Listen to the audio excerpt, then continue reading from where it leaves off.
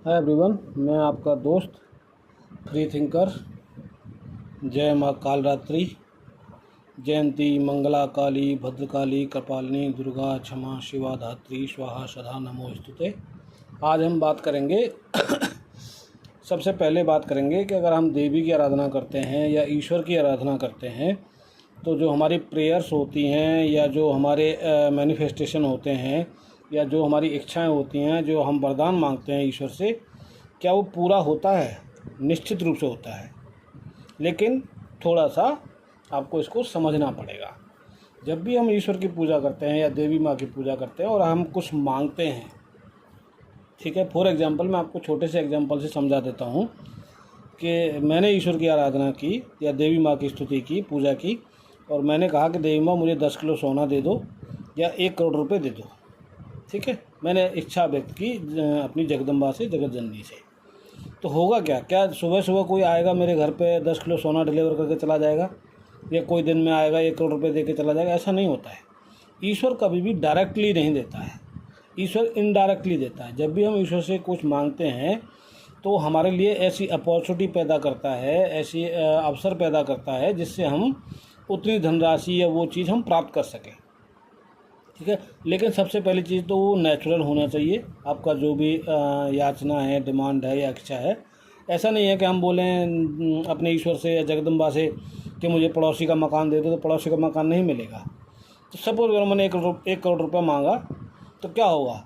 मुझे आने वाले टाइम में कोई ऐसा अवसर मिलेगा जिससे मैं 1 करोड़ रुपये कमा सकूँ। अब समस्या क्या है इसमें कि मेरे पास संसाधन तो होने चाहिए ना उस अवसर को जो है यूज करने के लिए। अवसर तो मुझे मिला, लेकिन न तो मेरे पास संसाधन थे और ना ही मेरी एबिलिटी थी कि मैं उस अपॉर्चुनिटी को या उस जो मुझे अपॉर्चुनिटी मिली है उसको मैं यूज़ कर सकूं। समझे ना मेरी बात में? देखिए, एक इंग्लिश का बहुत सिंपल सा कोट है, डिजायर व्हेन यू डिजर्व। हमें तभी किसी चीज़ की इच्छा करनी चाहिए जब हम अपने आप को उसके योग्य मानते हैं। तो इसलिए ईश्वर से वैसा ही वरदान मांगिए जो हमारी कैपेबिलिटी में हो। समझ गए ना? क्योंकि डायरेक्ट नहीं मिलता कुछ भी ईश्वर से, या देवी माँ डायरेक्ट नहीं देती है कभी भी हाथ से। वो आपको ऐसी अपॉर्चुनिटी, ऐसे अवसर देगी आपकी ज़िंदगी में कि आप तरक्की कर सकें। तो इसलिए जब भी ईश्वर से कुछ मांगते हो तो सोच समझ कर मांगिए। एक तो वो नेचुरल होना चाहिए, प्राकृतिक रूप से सही होना चाहिए। ऐसा नहीं कोई ऐसी चीज़ मांग लो जो पॉसिबल नहीं है, संभव नहीं है। जैसे मैंने कहा कि पड़ोसी का घर मांग लो, तो वो नहीं मिलेगा। लेकिन जो भी मांगो वो ऐसा होना चाहिए जो जिसके हम डिजर्व करते हैं, यानी जिसके हम योग्य हैं। समझ गए ना मेरी बात? थोड़ा सा इस चीज़ को समझने की कोशिश कीजिए। ईश्वर कभी भी डायरेक्टली हमें कुछ नहीं देता है। ईश्वर से जब भी हम कोई सच्चे मन से पूरा ध्यान लगा करके, पूरे श्रद्धा के साथ में, पवित्र मन के साथ में, बिना किसी घृणा के, बिना किसी द्वेष के जब कोई मैनिफेस्टेशन करते हैं, जब अपनी कोई इच्छा रखते हैं, तो वो निश्चित रूप से पूरी होती है। लेकिन वही पूरी वही हो पाएगी जो हम डिजर्व करते हैं, यानी जिसके हम योग्य हैं। समझ गए मेरी बात? तो जब भी आप ईश्वर से प्रार्थना करो या कुछ मांगो तो उस हिसाब से मांगो जितना हम डिजर्व करते हैं, और धीरे धीरे प्रोग्रेस करो। एक साथ ऐसा नहीं हो सकता कि मैं 100 करोड़ रुपये मांग लूँ और मुझे 100 करोड़ मिल जाए। नहीं मिलेगा। इनडायरेक्टली भी नहीं मिलेगा। डायरेक्टली तो कभी मिलता ही नहीं है, इनडायरेक्टली भी नहीं मिलेगा एकदम से। तो ये चीज़ हमेशा ध्यान रखिए। देवी माँ से जब भी आप मांगोगे कुछ भी, निश्चित रूप से मिलेगा, लेकिन वो हमारी क्षमता के अनुसार और शुद्ध अंतःकरण से, पूरी प्रार्थना के साथ में और ईमानदारी से, नेचुरल वे में मांगना चाहिए। तो ये तो एक बात होगी कि जब हम ईश्वर से कुछ मांगते हैं तो मिलता है कि नहीं मिलता। निश्चित रूप से मिलता है, मेरा एक्सपीरियंस है। अगर आप पूरे ध्यान लगा करके, पूरा शुद्ध अंतःकरण से देवी माँ की पूजा करेंगे और कुछ ऐसा मांगेंगे जो हम डिजर्व करते हैं, तो निश्चित रूप से मिलेगा।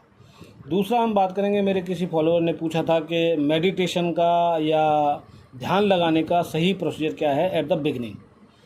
तो देखिए, मेडिटेशन में ना बहुत सारे तरीके हैं मेडिटेशन करने के या ध्यान लगाने के, और वो बहुत सारे डिटेल में व्याख्या की है। लेकिन हम जो बात करेंगे, सिंपली हम ईश्वर की आराधना कर रहे हैं तो ईश्वर के लिए बात करेंगे। अगर आप मेडिटेशन या ध्यान लगाना चाहते हो तो बिना ईश्वर के भी लगा सकते हो। ऐसा नहीं है कि आप भगवान को ही याद करोगे तभी आप मेडिटेशन कर सकते हो। बिना ईश्वर को याद किए भी आप एकांत में बैठ करके शांति से मेडिटेशन कर सकते हो। तो हम बात करेंगे कि ईश्वर को मेडिटेशन हम स्टार्ट कैसे करें। भले ही आपका टारगेट या आपका जो अप्रोच है वो टुवर्ड्स गॉड है या टुवर्ड्स गॉड नहीं है, उससे कोई फर्क नहीं पड़ता। मेडिटेशन का प्रोसीजर सेम है। तो करना क्या होगा, सबसे पहले सबसे पहले मैं आपको एक सिंपल सा तरीका बताता हूँ कि अपने दोनों हाथों को हथेलियों को, दोनों हाथों की हथेलियों को, पाम को आप अपने कानों पर रखिए। अपने दोनों हाथों की दोनों हथेलियों को अपने दोनों कानों पर रखिए और हल्का हल्का प्रेस कीजिए, ज़्यादा जोर से नहीं, हल्का हल्का प्रेस कीजिए और सिर्फ इतना प्रेस कीजिए कि आपको बाहर की आवाज़ आना बंद हो जाए। जो बाहर से आवाज़ें आती हैं हमारे चारों तरफ से, वो बंद हो जाए। तो आपको एक अंदर से जो है ध्वनि सुनाई देगी, ठीक है, गूंग गूंग गूंग करके, ऐसे करके आपको अपने ब्रेन के अंदर से आवाज़ सुनाई देगी। तो ये एक प्रोसीजर है अपने अंदर की आवाज़ सुनने का। स्टार्टिंग है कि हाँ, ध्यान क्यों लगाना चाहिए और क्या है हमारे अंदर ऐसा। तो जब आप ये प्रयोग करेंगे कि अपने दोनों हथेलियों को अपने दोनों कानों पर रखेंगे और हल्का हल्का, ज़्यादा जोर से प्रेस नहीं करना, हल्का हल्का प्रेस करेंगे, तो आपको अपने ब्रेन के अंदर से, अपने अंदर से आवाज़ सुनाई देगी। तो ये एक तरीका है समझने का कि हाँ, कोई ईश्वर होता है या कोई शक्ति होती है या कोई पावर होती है, उसको। दूसरा, जब हम ध्यान में बैठते हैं तो शुरू में क्या होता है, हमारा मन जो है बहुत चंचल है। हमारी जो जागृति है, हमारा जो नेचर है ना, वो बहुत ज़्यादा चलायमान है, बहुत ज़्यादा मूवेबल है, हम एक जगह स्टेबल नहीं रहते हैं। तो जब आप ध्यान में बैठेंगे और अपना पूरा फोकस, अपना पूरा जो है सोच को अपनी दोनों भौं के बीच में, जो आपके आँखों के ऊपर भौं हैं, उनके बीच में, नाक के ऊपर जो बीच का मिड पॉइंट है, वहाँ पर केंद्रित करेंगे अपने ध्यान को, फोकस करेंगे वहाँ पर। होगा क्या, आप फोकस नहीं कर पाएंगे शुरू में, क्योंकि आपको अभ्यास नहीं है, मुझे भी अभ्यास नहीं था तो मैं भी नहीं कर पाता था। तो उसका सिंपल सा, एक बहुत सिंपल सा ईजी प्रोसेस है। क्या कर रहे हैं, हमें सबसे पहले अपना फोकस या ध्यान जो है अपनी दोनों भौं के बीच में मिड पॉइंट पर ले जाना है और फिर उसको धीरे धीरे धीरे नीचे लाना है नाक पर, फिर अपने होठों पर, फिर चिन पर, थोड़ी पर, फिर नीचे गर्दन पर, फिर नीचे जाना है, फिर नीचे जाना है और फिर हमें अग्नि चक्र तक जाना है नीचे।